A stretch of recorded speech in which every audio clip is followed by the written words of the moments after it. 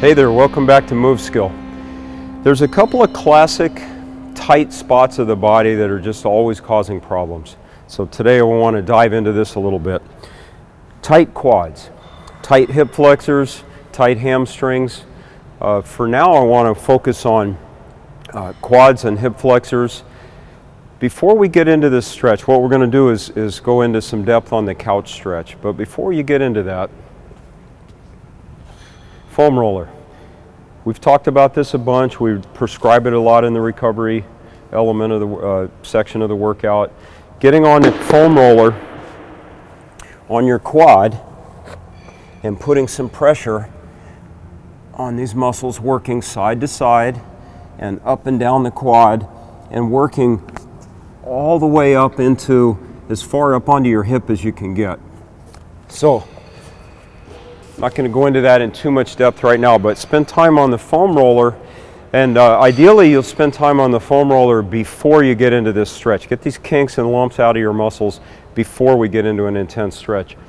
Along the same lines, using a softball. Take this softball and same deal. I want to get on it and grind right into the top of the hip and just inboard, in toward your midline from the point of your hip bone and dig into this muscle in here with the softball.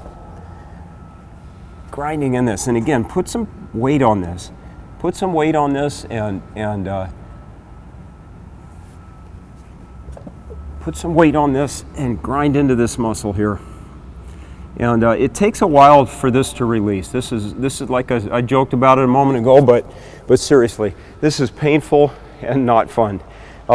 If you lay on this though and kind of gently work yourself into it long enough, you'll feel some real significant tension release in here.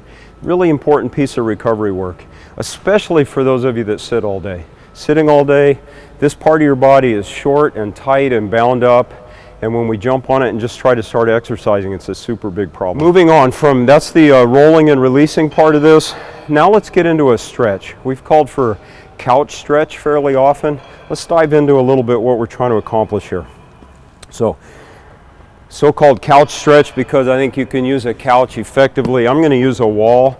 You could use a box. We'll show you a couple variations here as we go along. What I'm going to do is place my lower leg against the wall, and I don't want to just grind on my kneecap, so I get a little something soft here under my kneecap.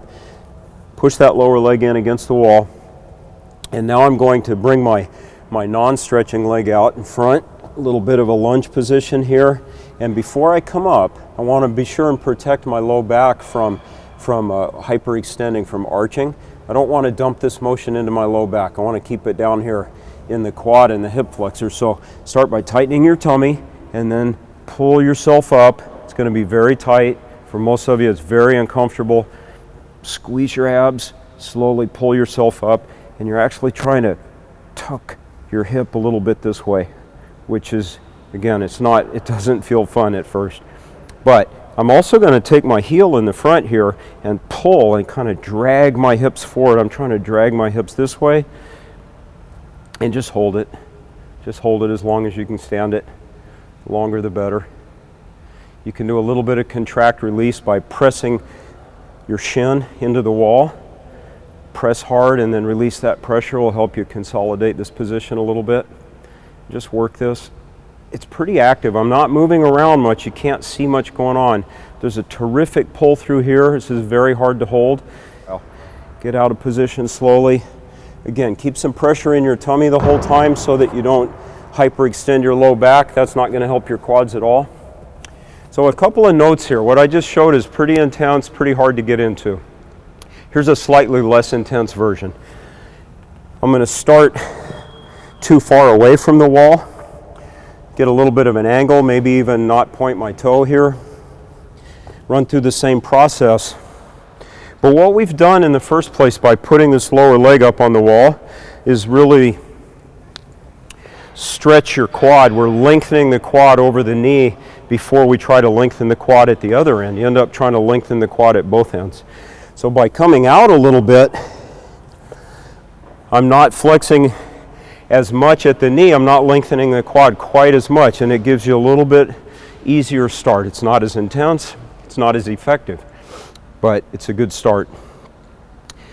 For some of you, you may have a very hard time coming up in this position at all. You can back off a little. I could back off even a little bit more. Much easier to get into position, much less intense here, not nearly as effective. One other comment, this whole down on the ground getting into that deep lunge is pretty tough, especially if you're really tight or maybe have some mobility strength issues with your hips. So a little bit easier way to get started, again, you might do this on a couch. I think that's where the name comes from, or some kind of elevated position. I'm going to run through the same process, but kind of up at an angle here. It's just a lot easier to get into position. Same intense stretch, and I can combine these things. I could also come out into a less intense version here. Now this was a lot easier to get into, and because I'm not at a fully flexed angle over the knee, it's a lot less intense.